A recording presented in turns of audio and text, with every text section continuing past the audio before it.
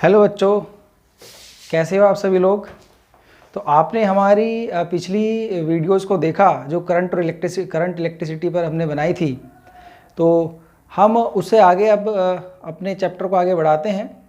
Chapter को आगे बढ़ाने से पहले मैं बता दूं आपको, ये वीडियो हमारी 10th क्लास के लिए है, 10th क्लास के करंट इलेक्ट्रिसिटी चैप्टर के लिए। और जो बच्चे 10th क्लास में रह के फाउंडेशन में IIT या JEE मेन के लिए या आगे अपने नीट या किसी दूसरे एग्जामिनेशन के लिए तैयारी कर रहे हैं, तो उनके लिए है। तो अब शुरू कर लेते हैं एमीटर। ठीक है, एमीटर शुरू करते हैं। एमीटर होता क्या है?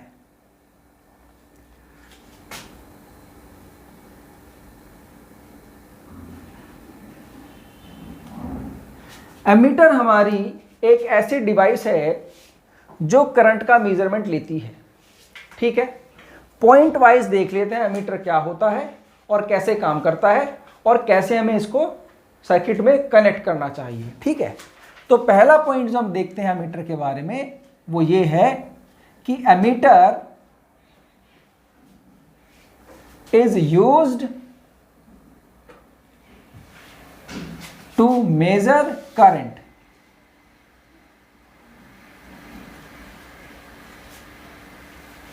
To measure electric current.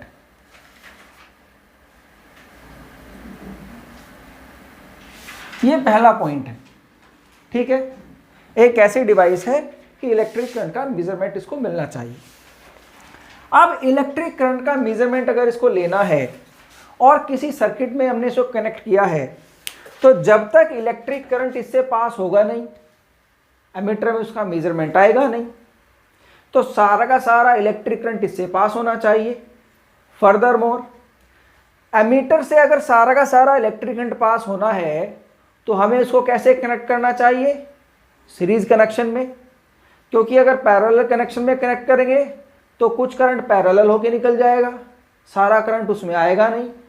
तो एमीटर का जो कनेक्शन होता है वो किसी भी सर्किट में सीरीज कनेक्शन में होता है। तो सपोज करो कोई बैटरी है, ये यहां से हमने सिंबल एमीटर का ऐसा होता है, एक सर्कल होता है, उसमें ए लिख देते हैं, एमीटर का सिंबल हो जाता है। और इस तरह से हम उसको सीरीज कनेक्शन में कनेक्ट करते हैं। यहां पर जो ये जिग जैग लाइन है, ये रेजिस्टेंस को रिप्रेजेंट करती है, आपने बुक में भी देखा होगा। तो सीरीज कनेक्शन में तो कनेक्ट कर दिया, लेकिन और कैसे कनेक्ट करना है? जो पॉजिटिव टर्मिनल है बैटरी का वो एमीटर के पॉजिटिव टर्मिनल से कनेक्ट होना चाहिए। जो नेगेटिव टर्मिनल है वो एमीटर के नेगेटिव टर्मिनल से कनेक्ट होना चाहिए। ये हमारा प्रॉपर कनेक्शन है।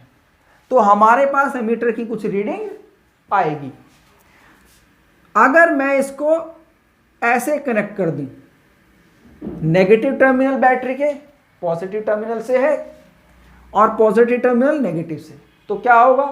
जो एमीटर की नीडल है डिफ्लेक्शन की, जिस समय पता चलता है कितना इसमें करंट आ रहा है, तो वो जीरो से शुरू होती है, इधर से इधर जीरो होता है, जीरो से शुरू होकर ऐसे जाएगी वो, तो वो जीरो पर है। लेकिन हमने एमीटर उल्टा कनेक्ट कर दिया है, तो डिफ्लेक्शन किधर होगा? उल्टी तरफ, और जीरो से नीचे वो जाएगी नहीं, तो एमीटर हमारा खराब हो सकता है, टूट सकता है। तो इसलिए ये कनेक्शन हमारा गलत है।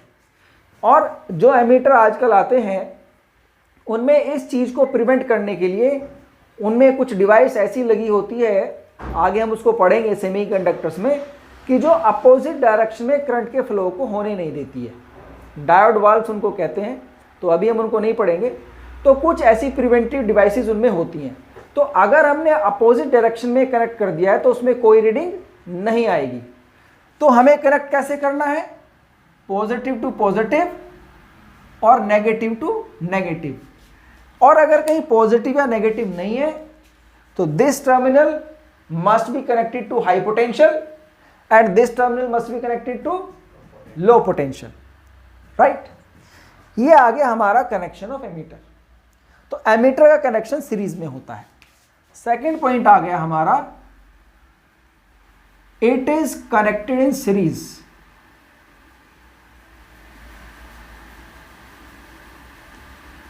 राइट, नाउ अब ये हमारा सीरीज में कनेक्टेड है। अगर मैं इस एमीटर को पैरेलल में कनेक्टेड कर दूं तो क्या होगा, राइट? तो पैरेलल में कनेक्टेड करने पर क्या होगा इसको देख लेते हैं, राइट? तो if ammeter is connected in parallel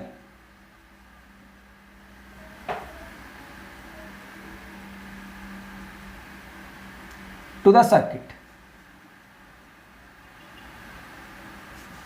तो क्या होगा देख लेते हैं। यहां पर लेट अस से हमारे पास एक रेजिस्टर है जिसमें करंट फ्लो हो रहा है, पैरेलल में हमने एक एमीटर कनेक्ट कर दिया है। तो अब क्या होगा, करने से पहले एक चीज और समझ लेते हैं। क्या, ये जो एमीटर है जब हमने सीरीज में कनेक्ट किया है तो सारा करंट इससे फ्लो हो रहा है। अगर ये इस सर्किट को कुछ रेजिस्टेंस प्रोवाइड करता है, या लेटेस्ट से एमीटर का कोई माइन्यूट सा रेजिस्टेंस या कुछ रेजिस्टेंस आर होता है, स्मॉल आर, तो हमारे सर्किट का रेजिस्टेंस बदल जाएगा कि नहीं बदल जाएगा? बदल जाएगा। तो अगर सर्किट का रेजिस्टेंस बदल गया तो एमीटर के अंदर जो करंट फ्लो हो रहा है उसका वैल्यू ही चेंज हो जाएगी। मतलब हमें इस सर्किट की ट्रू स्टैटिस्टिक्स का पता नहीं चलेगा। अगर हमें इस सर्किट की ट्रू स्टैटिस्टिक्स का पता लगाना है तो this R must be equal to 0, मतलब एमीटर का रेजिस्टेंस 0 होना चाहिए, सो दैट हमें इस सर्किट की एक्चुअल स्टैटिस्टिक्स का पता चले। लेकिन प्रैक्टिकली कोई भी डिवाइस ऐसी पॉसिबल नहीं है रूम टेम्परेचर पर जिसका रेजिस्टेंस 0 हो। तो इसका रेजिस्टेंस 0 तो होता नहीं है, लेकिन प्रैक्टिकली बहुत लो रखा जाता है। जितना कम से कम ये रेजिस्टेंस हो सकता है उतना कम से कम इसको रखते हैं, सो दैट इस रेजिस्टेंस पर ये इफेक्ट नेग्लिजिबल हो जाए। तो एक्चुअली प्रैक्टिकली ये 0 नहीं होता। आइडियली तो इसको 0 होना चाहिए, लेकिन प्रैक्टिकली 0 होता नहीं है। प्रैक्टिकली आर होता है वेरी लो, बहुत लो होता है। तो हमारे पास एक पॉइंट और आया जो हम इस थर्ड पॉइंट से उसको पहले रखेंगे। हालांकि ये थर्ड पॉइंट हमने पहले रख दिया है तो उसको अभी लिख देते हैं। वो ये आता कि आइडियली रेजिस्टेंस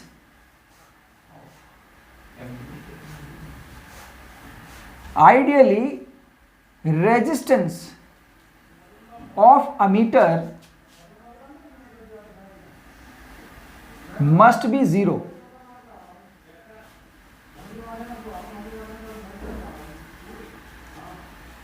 but practically 0 होता नहीं है।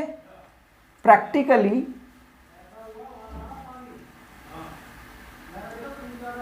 इट इज वेरी लो, बहुत कम होता है, ठीक, नेग्लिजिबल। अब अगर इसका रेजिस्टेंस बहुत कम है और हमने इसको पैरेलल में कनेक्ट कर दिया है तो क्या होगा, ध्यान से समझ लेते हैं। तो ये होगा कि भाई जो एमीटर है उसके अक्रॉस पोटेंशियल डिफरेंस हमारा आ जाएगा वही जो बैटरी का है, क्योंकि पैरेलल में कनेक्टेड है। तो इसके अक्रॉस पोटेंशियल डिफरेंस हमारा V आ जाएगा, और जो करंट की वैल्यू है एमीटर के through IA, that would be given by potential difference across the ammeter and divided by resistance of the ammeter. ये जो रेजिस्टेंस है ये बहुत लो है, तो अगर ये रेजिस्टेंस बहुत लो होगा तो इससे क्या होगा, IA would be very large।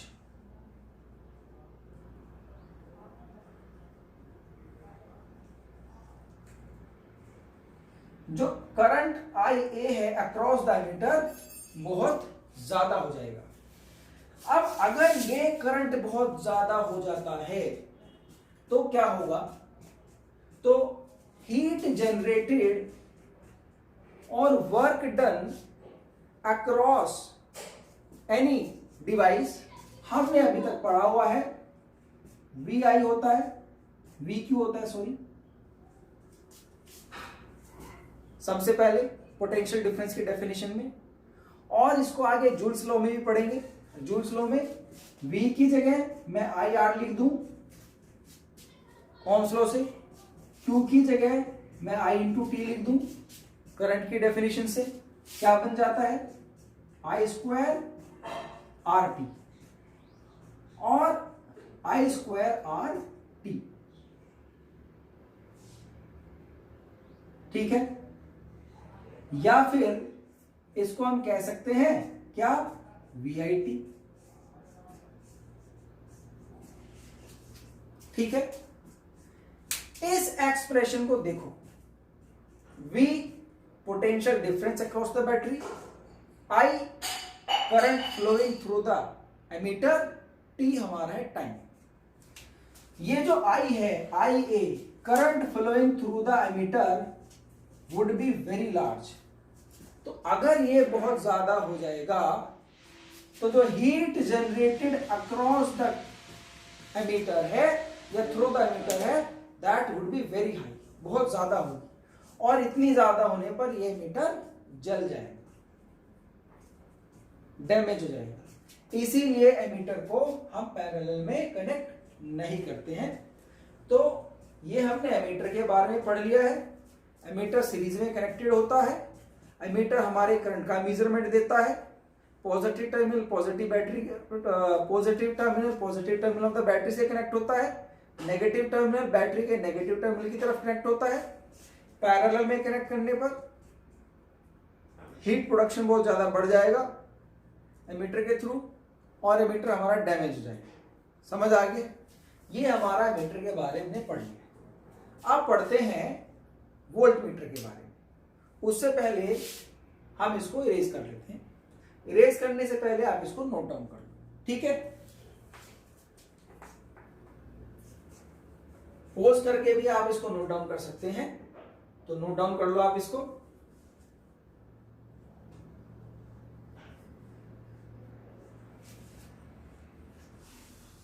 Volt meter हमारी एक ऐसी डिवाइस है जो किसी भी सर्किट के अक्रॉस किन्हीं भी दो पॉइंट के बीच में पोटेंशियल डिफरेंस का मेजरमेंट लेती है।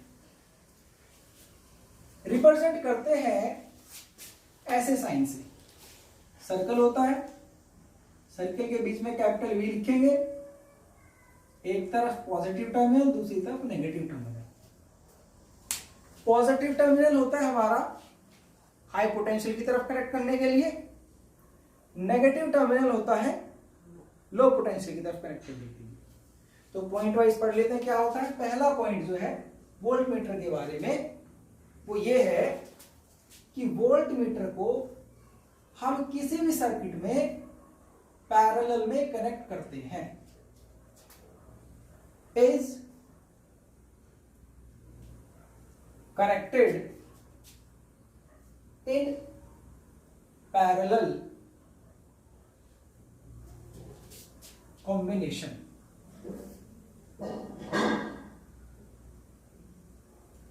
with any device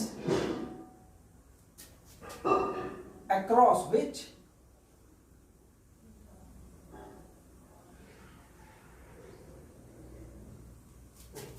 we want to measure the potential difference।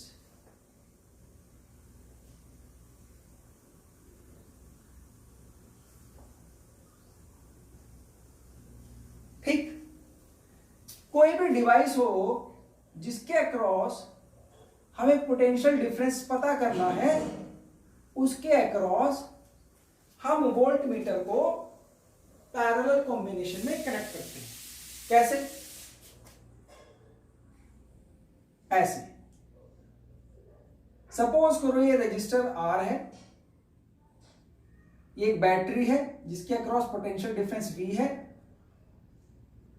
अगर हमें इस रेजिस्टेंस R के अक्रॉस पोटेंशियल डिफरेंस का पता लगाना है तो 2 पॉइंट हम चूज करेंगे इसके टर्मिनल और उन दोनों से वोल्टमीटर को कनेक्ट कर देंगे। पॉजिटिव टर्मिनल हाई पोटेंशियल की तरफ, नेगेटिव टर्मिनल लो पोटेंशियल की तरफ। ठीक, ये हमारा वोल्टमीटर का कनेक्शन होता है। पोटेंशियल डिफरेंस मेजर करने के लिए हमें 2 पॉइंट का पोटेंशियल चाहिए या ऐसे 2 पॉइंट चाहिए जिनके बीच पोटेंशियल डिफरेंस हमें मेजर करना है। तो पोटेंशियल डिफरेंस कोई थ्रू वेरिएबल नहीं है कि जो वायर के अंदर कहीं भी इसको लगा देंगे वही रीडिंग आएगी। 2 खास पॉइंट के बीच पोटेंशियल डिफरेंस यूनिक होता है, अलग होता है। इसीलिए पोटेंशियल डिफरेंस का मेजर करने वाली जो डिवाइस है, वोल्टमीटर है, वो उन दोनों पॉइंट से ही कनेक्ट होना चाहिए। तो अगर इन 2 पॉइंट के बीच में मुझे पोटेंशियल डिफरेंस का पता लगाना है तो वोल्टमीटर मेरा इन दोनों पॉइंट से ही कनेक्टेड होना चाहिए। जब मैं इन दोनों पॉइंट से कनेक्ट वोल्टमीटर को करूंगा तो ये ऑटोमेटिकली अपने आप ही पैरेलल कनेक्शन में आ जाएगा, पहली बात। दूसरी बात, सेकंड पॉइंट हमारा क्या है, resistance of voltmeter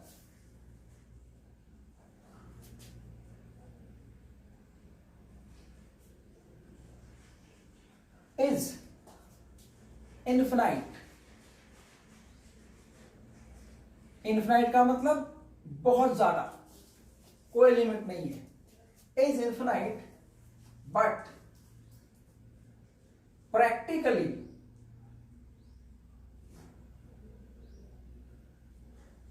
kept very high। Ideally तो वोल्टमीटर का रेजिस्टेंस इनफिनाइट होना चाहिए, बहुत ज्यादा, पर क्योंकि ऐसी कोई डिवाइस नहीं हो सकती है जिसका रेजिस्टेंस इनफिनाइट हो, कोई इंसुलेटर ऐसा नहीं होता है, तो हम क्या करते हैं, प्रैक्टिकली बहुत ज्यादा इसका रेजिस्टेंस रखते हैं। रीजन क्या है वो समझ लेते हैं, ध्यान से समझना। सपोज करो हमारे पास ये डिवाइस है, बैटरी और रजिस्टर, इसमें लेटर से करंट आई जा रहा है और इन दोनों पॉइंट के अक्रॉस हमें पोटेंशियल डिफरेंस का पता लगाना है। अब अगर इस आई का करंट का सारा हिस्सा, सारा पार्ट आर से होके जाए तो आर के अक्रॉस हमें बिल्कुल ट्रू रीडिंग मिलेगी। लेकिन अगर ये करंट V से होके भी पास हो तो R में करंट की वैल्यू चेंज हो जाएगी, जिसकी वजह से हमें यहां ट्रू रीडिंग नहीं मिलेगी। तो करंट का कोई भी हिस्सा इस वोल्टमीटर से पास नहीं होना चाहिए आइडियली, तो हमें ट्रू रीडिंग मिलेगी। यह कब होगा, जब इसका रेजिस्टेंस इनफाइनाइट होगा। करंट की वैल्यू होती है V अपॉन R, और अगर ये जो R है ये इनफाइनाइट हो जाए वोल्टमीटर के केस में, तो करंट की वैल्यू कितनी आ जाएगी, 0। मतलब आइडियली अगर इसका रेजिस्टेंस इनफाइनाइट है तो करंट इसके अक्रॉस हो जाएगा 0। तो करंट हमें 0 रखना चाहिए, बट कर नहीं सकते क्योंकि रेजिस्टेंस इनफाइनाइट नहीं कर सकते। तो क्या करते हैं, प्रैक्टिकली केप्ट वेरी हाई, इसका रेजिस्टेंस बहुत ज्यादा रखते हैं जिसकी वजह से इसमें कोई करंट फ्लो ना हो, और अगर हो तो बहुत नेग्लिजिबल सा करंट फ्लो हो। करेक्ट, समझ आ गया। तीसरा पॉइंट है, अगर हम वोल्टमीटर को सीरीज में कनेक्ट कर दें, ठीक, if we connect voltmeter in series, तो क्या होगा, गैस करो, आप मुझे बताओ। यहां पर मैंने इस वोल्टमीटर को बैटरी और रेजिस्टर के साथ में सीरीज में कनेक्ट कर दिया है, तो क्या होगा? करंट इससे पास नहीं होना चाहिए, लेकिन अब हो जाएगा सारा करंट इससे पास। करंट इससे पास नहीं होना चाहिए, बट अब इससे करंट पास होगा या करंट पास नहीं होगा। देखो समझते हैं इसको बड़े ध्यान से। रेजिस्टेंस है इनफाइनाइट, बहुत ज्यादा। सीरीज में आ गए दोनों रेजिस्टेंस, ये इनफाइनाइट रेजिस्टेंस है और ये आर है, दोनों रेजिस्टेंस सीरीज में है। टोटल रेजिस्टेंस होगा आर प्लस इनफाइनाइट। तो आर प्लस इनफाइनाइट रेजिस्टेंस कितना होता है? इनफाइनाइट। तो पूरे सर्किट का रेजिस्टेंस हो गया इनफाइनाइट। करंट कितना हो गया? 0। ठीक, तो करंट हो जाएगा हमारा V अपॉन इनफाइनाइट, यानी कि 0। मतलब अगर वोल्ट मीटर को मैंने सीरीज में कनेक्ट कर दिया तो कोई करंट पास नहीं होगा, और सर्किट कैसे बिहेव करेगा? जैसे ओपन सर्किट। और क्योंकि ये रेजिस्टेंस इनफाइनाइट होता नहीं है, थोड़ा थोड़ा होता है, तो थोड़ा थोड़ा करंट इसमें पास हो जाएगा, नेग्लिजिबल सा, लगभग 0 के बराबर। तो या तो नेग्लिजिबल करंट फ्लो पास होगा या फिर इसमें ये ओपन सर्किट की तरह काम करेगा। ठीक है, समझ आया? आप इसको नोट कर लीजिए, वोल्ट मीटर को। वीडियो पॉज करके भी आप इसको नोट कर सकते हैं।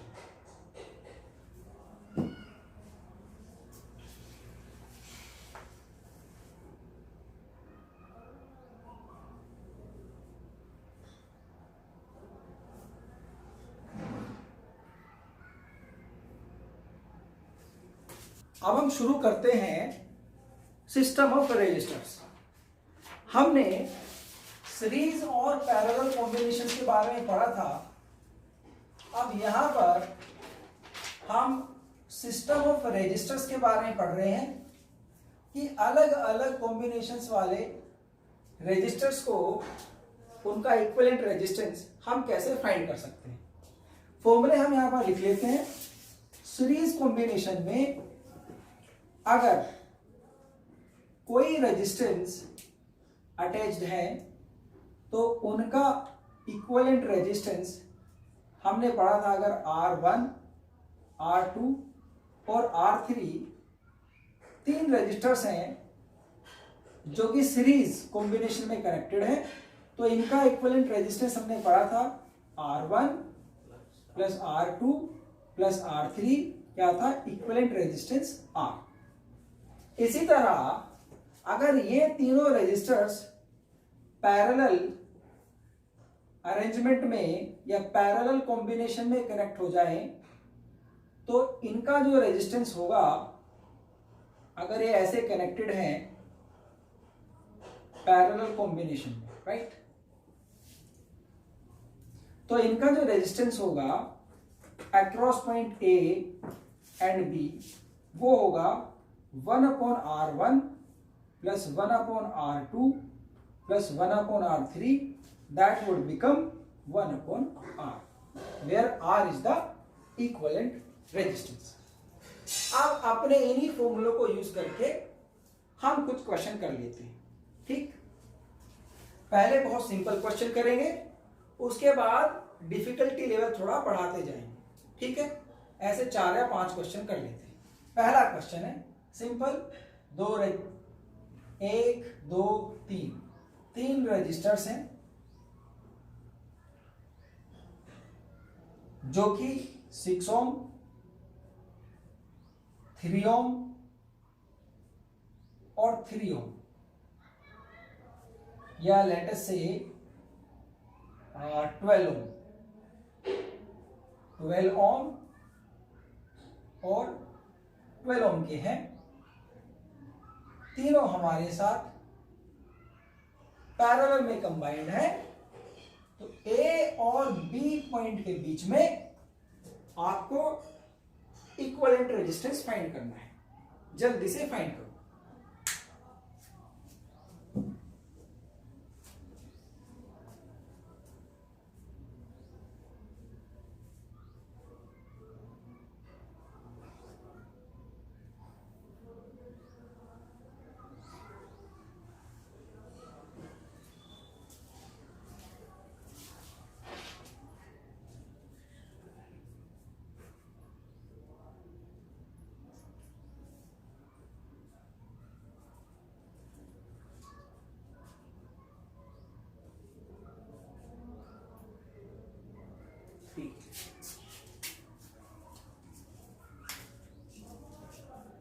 आप लोगों का आंसर है 3, विच इज वेरी करेक्ट।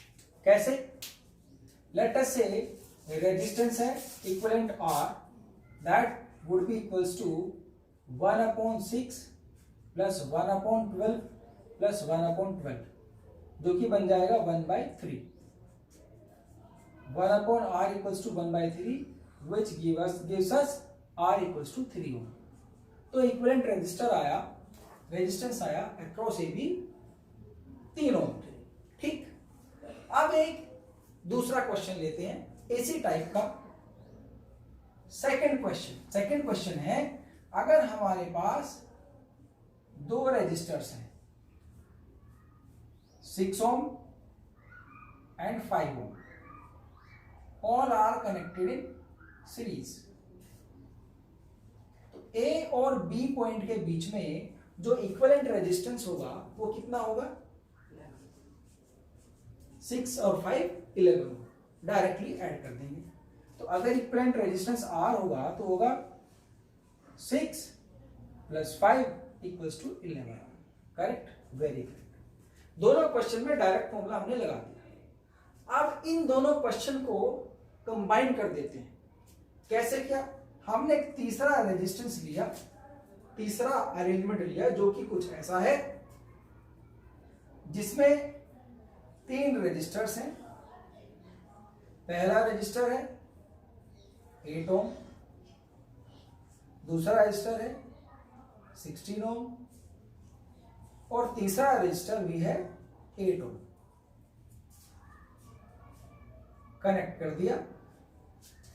यहां पर दो दूसरे रजिस्टर लिए 5 ओम 2 ओम। ए और बी के बीच में आपको टोटल रेजिस्टेंस बताना है कितना है। कैलकुलेट करो।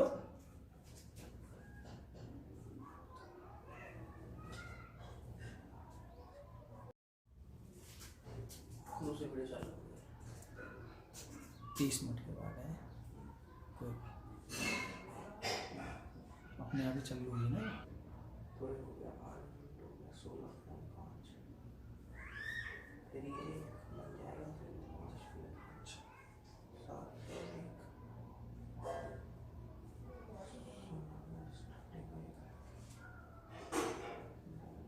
1 2 3 4 5 16/5 आएगा ये। हाँ 51/5।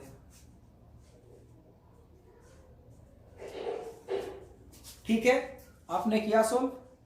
देख लेते हैं आपका आंसर या हमारा आंसर मैच करता है क्या।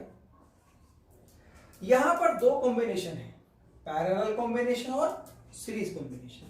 तो पहले क्या करेंगे हम, सर्किट के, जैसे हमने ये फाइंड किया था, सर्किट के इस पार्ट का रेजिस्टेंस फाइंड करेंगे। पैरेलल कॉम्बिनेशन में हम फॉर्मूला यूज करेंगे, अगर इसका रेजिस्टेंस R है तो 1/R equals to 1/8 plus 1/16 plus 1/8, जो कि हमें देता है R equals to 16/5 ohm. Correct, fraction है, आसानी से सॉल्व कर लोगे। तो ये जो टोटल रेजिस्टेंस है हमारा इस पार्ट का 16/5 ओम आ गया। 16/5 ओम, 5 ओम, 2 ओम, तीनों रेजिस्टर सीरीज में कनेक्टेड है। तो अब जो टोटल रेजिस्टेंस आएगा R इक्वलेंट, वो आएगा 16/5 प्लस 5 प्लस 2, जो कि आ जाएगा 16 प्लस 35 डिवाइडेड बाई 5, और इसको लिख देंगे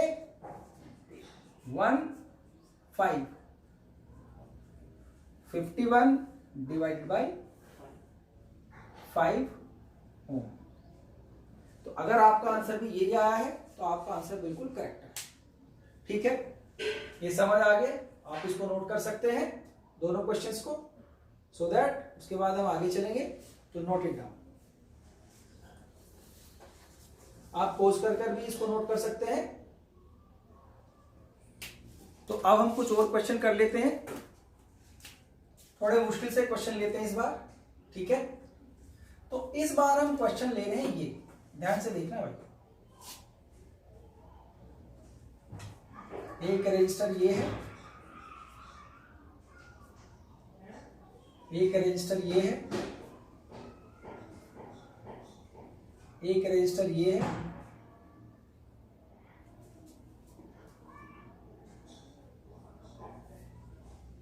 एक रजिस्टर ये है,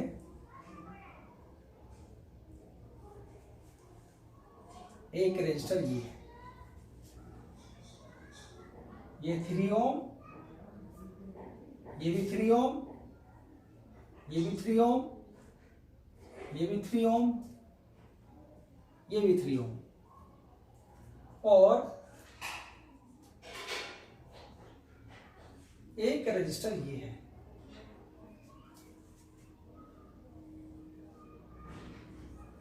ये हमारा है 9 ओम। ये पॉइंट ए है और ये पॉइंट बी है। पॉइंट ए और बी के बीच में इक्विवेलेंट रेजिस्टेंस आपको बताना है। वीडियो पॉज कर रहा हूं, कर दें और क्वेश्चन को सॉल्व करने की कोशिश करें, फिर हमारे सॉल्यूशन से मैच करके देखिएगा कि क्या आपका सॉल्यूशन सही था। ठीक है, ट्राई करो।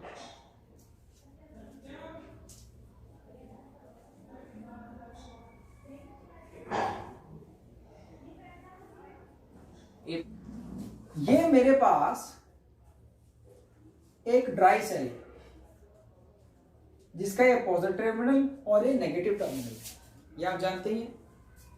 तो अगर मैंने किसी रजिस्टर को इस तरह कनेक्ट किया हाई पोटेंशियल से लो पोटेंशियल तक, तो उसमें करंट फ्लो करेगा इस तरह। अगर मैं किसी रजिस्टर को ऐसे कनेक्ट कर दूं तो क्या इसमें करंट फ्लो करेगा? नहीं करेगा। क्यों नहीं करेगा? हाई टू हाई जा रहा है। दोनों टर्मिनल एक ही पॉइंट से कनेक्टेड है, तो दोनों टर्मिनल के अक्रॉस पोटेंशियल इक्वल है, हाई हाई, कोई डिफरेंस नहीं है। तो अगर पोटेंशियल डिफरेंस नहीं है तो कोई करंट फ्लो नहीं करेगा, करेक्ट। अब यहां पर देखो इस सिचुएशन को, लेट अस से ये पॉइंट सी है और ये पॉइंट डी है। जब करंट यहां से यहां जाएगा तो ये जो वायर है, इस वायर का रेजिस्टेंस 0 लेते हैं, नेग्लिजिबल होता है, कोई रेजिस्टेंस नहीं होता। तो अगर यहां से यहां करंट आई जा रहा है, आई हो कुछ भी, वाई की वैल्यू कोई भी हो सकती है, तो सी और डी के बीच में पोटेंशियल डिफरेंस होगा, जो V होगा वो होगा I इंटू आर। आर क्या है? सी और डी के बीच का रेजिस्टेंस है। लेकिन सी और डी के बीच में रेजिस्टेंस कितना है? 0। तो पोटेंशियल डिफरेंस कितना हो गया? 0। तो C और D के बीच में पोटेंशियल डिफरेंस 0 है, मतलब C और D दोनों सेम पोटेंशियल पर है। तो अगर दोनों पॉइंट सेम पोटेंशियल पर हैं तो क्या 3 ओम ये जो रेजिस्टर है इसके बीच में करंट फ्लो करेगा? नहीं करेगा। तो ये जो रेजिस्टर है ये हमारा इस सर्किट से आउट हो गया, अनइफेक्टिव हो गया, इसमें कोई करंट फ्लो नहीं कर रहा है। ध्यान देना, कभी भी अगर दो पॉइंट या दो जंक्शन आपस में किसी वायर से डायरेक्टली कनेक्टेड हैं तो दोनों पॉइंट सेम पोटेंशियल पर आ जाते हैं, तो उनके पैरेलल में अगर कोई भी रेजिस्टर है उससे कोई करंट फ्लो नहीं करता है और वो रेजिस्टर अनइफेक्टिव हो जाता है। तो अब इसमें हमने देखा, एक तो ये रेजिस्टर हमारा अनइफेक्टिव हो गया क्योंकि सी और डी डायरेक्टली कनेक्टेड है। सिमिलरली ये रेजिस्टर भी अनइफेक्टिव हो गया क्योंकि ये भी डायरेक्टली कनेक्टेड है। तो और कोई रेजिस्टर तो हमारा ऐसा नहीं बचा। इस फिनोमेना को हम कहते हैं शॉर्ट सर्किट। ये हमारा रेजिस्टर शॉर्ट हो गया है, ये भी रेजिस्टर शॉर्ट हो गया है। बाकी रेजिस्टर्स को देख लेते हैं कितना हमारा इफेक्टिव रेजिस्टेंस बचा है। तो यहां पर 3 ओम, 3 ओम, 3 ओम, 3 रेजिस्टर 3 ओम के पैरेलल में कनेक्टेड है। तो हमारी ये यहां से लेके और ये जो ब्रांच है इसका पूरा रेजिस्टेंस कितना आ जाएगा 3 + 3 + 3 = 9 ओम। तो 9 ओम जो रेजिस्टेंस हमारा आ गया, ये रेजिस्टेंस हमारा हो गया है अपर ब्रांच का, सीरीज में कनेक्टेड है साथ। और इसके पैरेलल में दूसरा 9 ओम का रेजिस्टर कनेक्टेड है। तो अब अगर हमारे पास सर्किट ऐसा हो गया 9 ओम ऊपर 9 ओम नीचे और दोनों पैरेलल में कनेक्टेड है, तो R इक्विवेलेंट जो आएगा 1/9 + 1/9 = 2/9। यहां से R इक्विवेलेंट की वैल्यू आ जाती है 9/2 यानी कि 4.5 ओम। समझ आया? क्वेश्चन समझाने का पर्पस था कौन कौन से रजिस्टर शॉर्ट होते हैं इसका पता लगाना। समझ आ गया? करेक्ट, बढ़िया, बिल्कुल। इरेज कर देते हैं, आप इसको नोट कर लें और वीडियो को पॉज करके भी आप इसको नोट कर सकते हैं। फिर हम अपने अगले क्वेश्चन पर चलते हैं, ठीक है? अब इसी तरह का एक क्वेश्चन और ले लेते हैं, बढ़िया क्वेश्चन होगा और हमारी कंसेप्ट को और भी ज्यादा क्लियर करेगा और हमें एक और बढ़िया तरीका बताएगा कुछ डिफिकल्ट से क्वेश्चंस को सोल्व करने का। देख लेते हैं, ठीक है? हमारे पास 3 रजिस्टर्स हैं, ये राइट, R1, लेट अस से हम लिख लेते हैं इनको R, R, R, तीनों R ओम के रजिस्टर्स हैं, कनेक्टेड है हमारे सीरीज में A और B पॉइंट के बीच। तो इक्विवेलेंट रेजिस्टेंस कितना होगा 3R, डायरेक्टली ऐड कर देंगे। अब सर्किट को थोड़ा सा चेंज कर देते हैं, ये वायर यहां कनेक्ट कर दिया, ये वायर यहां कनेक्ट कर दिया। बहुत बढ़िया क्वेश्चन है और most of the time 10th class में पूछा जाता है, या तो आपके यूटी में आएगा या आपके हाफ ईयरली में पूछा जाएगा या आपके फाइनल एग्जामिनेशन में आएगा। ये क्वेश्चन आपको 10th क्लास में कभी ना कभी हिट जरूर करेगा। ऐसा बहुत रेयरली होता है किसी क्लास में कि ये क्वेश्चन 10th क्लास के बच्चों को हिट ना करे। बहुत बढ़िया क्वेश्चन है और आप इसको करिए, ट्राई कीजिए इस क्वेश्चन कि कितना रेजिस्टेंस आता है, और एक बहुत बढ़िया कंसेप्ट हमारी क्लियर करेगा और एक बहुत बढ़िया तरीका हमें बताएगा कि किस तरह से हम ऐसे क्वेश्चन को सोल्व कर सकते हैं। ट्राई आउट, वीडियो को पॉज करके भी आप इसको ट्राई कर सकते हैं। देखेंगे आपका और हमारा आंसर मैच करता है कि नहीं करता है।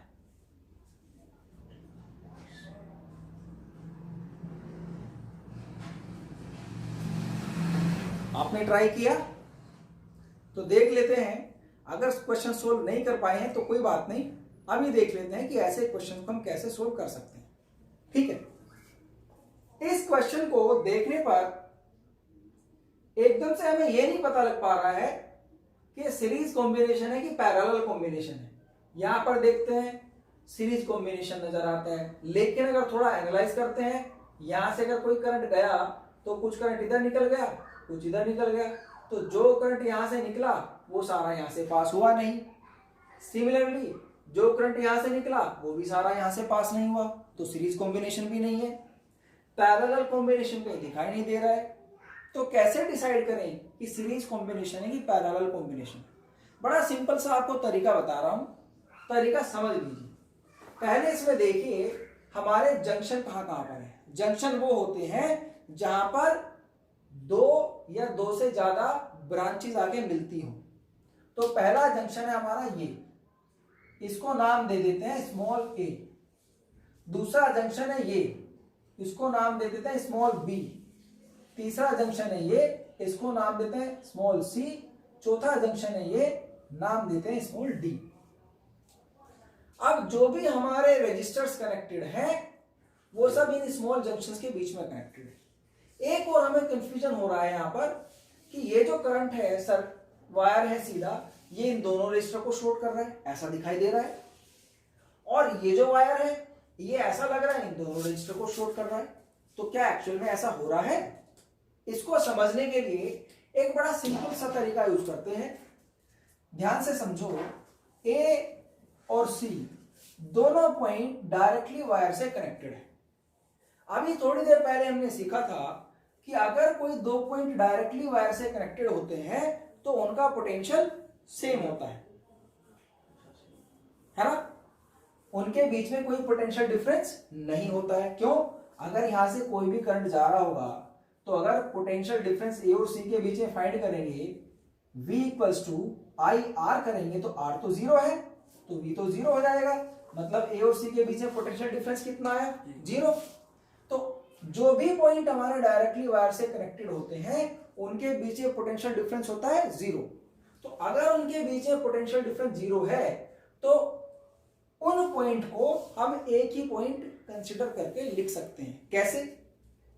ए से चले, पॉइंट आया ए जंक्शन आ गया, और ए जंक्शन से सी जंक्शन डायरेक्टली कनेक्टेड है, तो सी जंक्शन भी यही है क्योंकि सेम पोटेंशियल पर है। ठीक, जैसे हमने सर्किट उसमें देखा था एग्जांपल में कि अगर दोनों पॉजिटिव टर्मिनल से कनेक्ट कर दें तो जीरो करंट होगा, तो पॉजिटिव टर्मिनल वो एक ही पॉइंट हो जाता है सेम पोटेंशियल पर। उसी तरह ए और सी को हमने सेम पोटेंशियल पर ले लिया। अब आगे चलते हैं, बी पॉइंट आता है। बी, ए और सी की, बी के बीच में क्या है? अभी कुछ नहीं लिखते। तो बी पॉइंट पर आ गया हमारा, और बी पॉइंट डायरेक्टली कनेक्टेड किससे है? डी पॉइंट से। तो बी और डी भी सेम पोटेंशियल पर है, तो बी और डी को भी यहीं लिख लेते हैं, दोनों सेम पॉइंट हो गए। और डी किससे कनेक्टेड है? बी से। ये हमारा इस सर्किट का मेन फ्रेम आ गया, फ्रेम बन गया। अब इस फ्रेम में क्या करना है? ये रजिस्टर्स हमें जोड़ देने हैं, चिपका देने हैं, तो हमारा सर्किट पूरा बन जाएगा। समझ गए? अब देख लेते हैं ये रजिस्टर कहां कहां से कनेक्टेड है। पहले एक रजिस्टर करते हैं कनेक्ट ए और बी के बीच में, कर दे कनेक्ट। ए और बी के बीच में एक रजिस्टर आर हमने कनेक्ट कर दिया, तो ये रजिस्टर हमारा ड्रॉ हो गया, इसको छोड़ देते हैं। दूसरा रजिस्टर आता है, ये कहां पर कनेक्टेड है? बी और सी के बीच में। बी और सी दो पॉइंट आ गए, तो दोनों के बीच में एक दूसरा रजिस्टर आर कनेक्टेड कर देते हैं। हो गया, तो ये भी हमारा कनेक्ट हो गया। तीसरा रजिस्टर किस किस के बीच में कनेक्टेड है? सी और डी के बीच में। तो सी और डी पॉइंट देख लेते हैं कहां कहां है।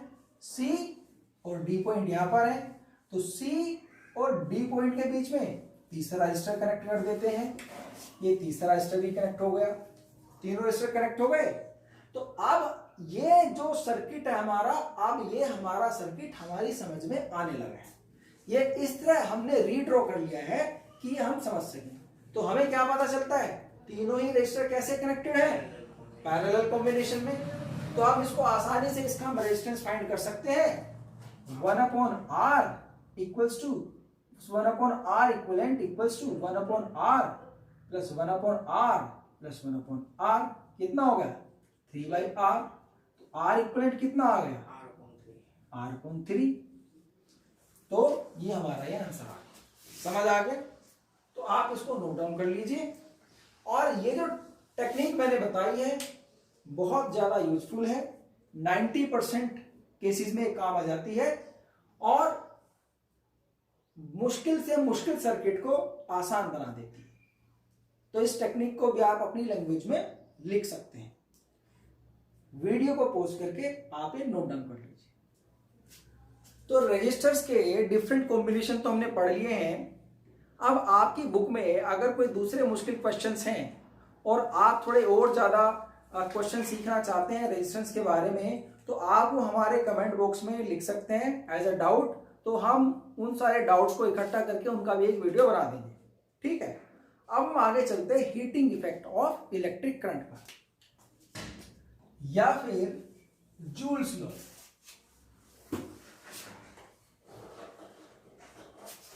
Of heating. Joules law of heating को याद करने का तरीका समझ लेते हैं और इसका स्टेटमेंट समझ लेते हैं। स्टेटमेंट ये कहता है कि अगर किसी डिवाइस में, ये कोई डिवाइस है,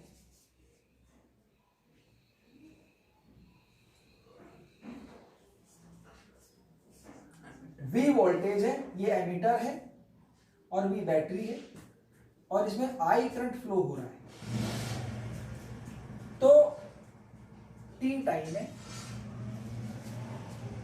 तो यहां से निकलने वाली जो हीट है T टाइम में, वो गिवन होती है I square RT, where R is the resistance of device. ये हमारा जूल्स लॉ का मैथमेटिकल स्टेटमेंट है। वो कहता है कि अगर कोई डिवाइस जिसमें I करंट फ्लो हो रहा है और उसका रेजिस्टेंस R है, तो T टाइम में वो इतनी इलेक्ट्रिक एनर्जी को हीट एनर्जी में कन्वर्ट कर देगी, तो निकलने वाली हीट की जो वैल्यू आएगी वो आएगी I स्क्वायर RT। मतलब जो हीट है is directly proportional to I square, heat is directly proportional to the resistance of device and heat is directly proportional to the time for which device is running.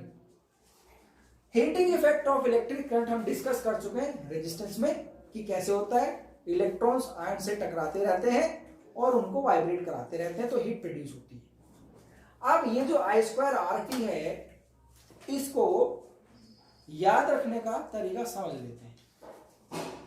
हमने अभी तक जो फॉर्मूले पढ़े हैं वो ये हैं, Q equals to IT electric current की डेफिनेशन से। फिर आगे हमने पढ़ा है V equals to W divide by Q potential difference की डेफिनेशन से, जहां से W की वैल्यू V इंटू Q आ जाती है। और हमने पढ़ा है V equals to IR ohms law. ये जो वर्क डन है, ये वर्क डन हमारा हीट में कन्वर्ट हो जाता है अगर किसी डिवाइस से केवल हीट प्रोड्यूस होगी। तो वर्क डन को हम हीट लिख सकते हैं, क्योंकि जितनी हीट प्रोड्यूस होगी वही उसका वर्क डन भी होगा। ये आ जाएगा VQ, Q की जगह क्या लिख दूं मैं, IT, तो बन जाता है VIT। तो वर्क डन का एक फॉर्मूला क्या आ गया, VIT, पहला फॉर्मूला। दूसरा फॉर्मूला, और यही हमारा किसका फॉर्मूला है, हीट का फॉर्मूला है। W इक्वल्स टू V की जगह क्या लिख दूं मैं, IR IT, तो ये क्या बन जाता है, I स्क्वायर RT। तो W का दूसरा फॉर्मूला आ गया I स्क्वायर RT। यही हमारा हीट का भी फॉर्मूला है, जो कि हमारा जूल्स लॉ से बिल्कुल मैच करता है। अब ये जो I है, ओम्स लॉ से I की वैल्यू V अपॉन R भी होती है कि नहीं होती है। इस वैल्यू को यहां रिप्लेस कर दो, तो W का एक फॉर्मूला ये भी बन जाता है, V into V upon R into T। तो क्या बन जाता है, W equals to V square upon R into T।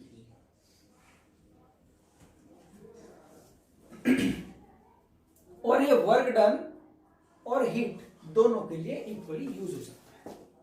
तो मैंने वर्क डन के या हीट के 3 फॉर्मूले आपको बताए हैं अभी तक जो हमने पढ़ा, उसको यूज करके। तीनों ही फॉर्मूले हमारे न्यूमेरिकल इक्वेशंस में, न्यूमेरिकल क्वेश्चंस में यूज होते हैं। तो आप इन तीनों ही फॉर्मूलों को नोट कर लीजिए, और जूल्स लॉ का जो स्टेटमेंट मैंने बताया वो भी आप याद रखिएगा। बुक में से आप इसको पढ़ भी सकते हो, नोट डाउन कर लीजिए, वीडियो को पॉज करके भी आप इसको नोट कर सकते हैं। ठीक है। नोट कर लिया। अब इसको इरेज कर देते हैं। तो अब हम पढ़ते हैं इलेक्ट्रिक पावर के बारे में। पावर के बारे में आपने 9th क्लास में पढ़ा होगा। पावर होता है रेट ऑफ डूइंग वर्क, कि 1 सेकंड में कोई भी ऑब्जेक्ट कितना वर्क कर देता है। वर्क का मतलब होता है conversion of energy, transition of energy, कि एक तरह की एनर्जी से दूसरी तरह की एनर्जी में कन्वर्ट होने का रेट कितना है। तो इलेक्ट्रिकल पावर का मतलब क्या होता है वो भी समझ लेते हैं। इलेक्ट्रिकल पावर का मतलब होता है rate of doing work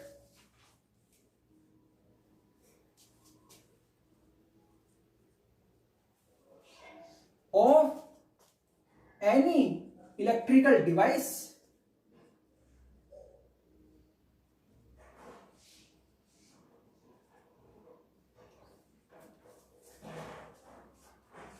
running on electricity।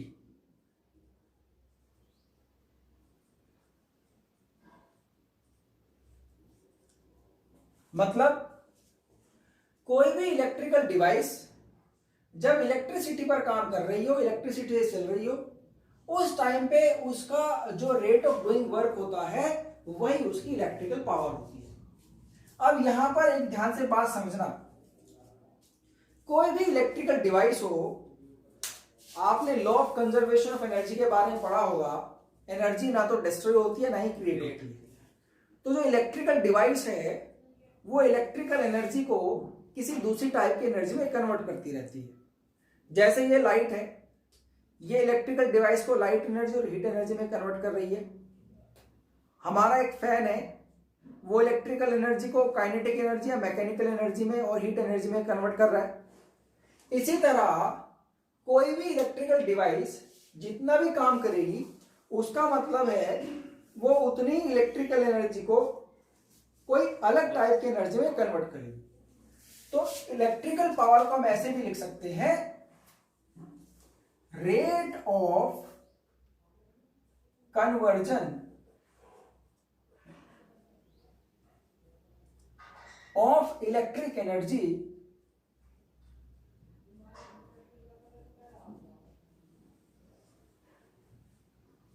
into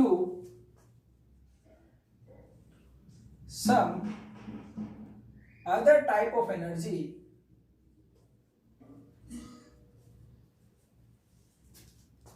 by any electrical device।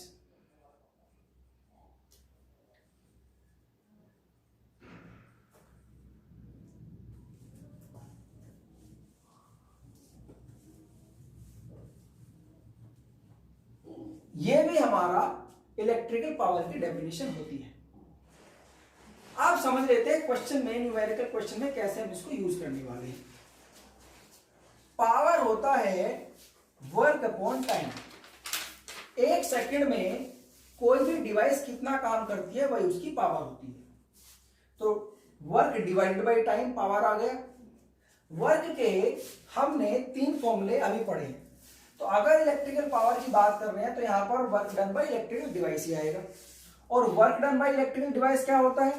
पहला फॉर्मूला है I स्क्वायर RT, दूसरा फॉर्मूला है VIT, तीसरा फॉर्मूला है V स्क्वायर अपॉन RT। तो अगर मैं पहला फॉर्मूला लिखूंगा तो पावर का फॉर्मूला आएगा I square RT divide by T। क्या आ गया? I square R। ये पहला फॉर्मूला आ गया पावर का। और अगर मैं वर्क की जगह लिखूंगा VI डिवाइडेड बाय T।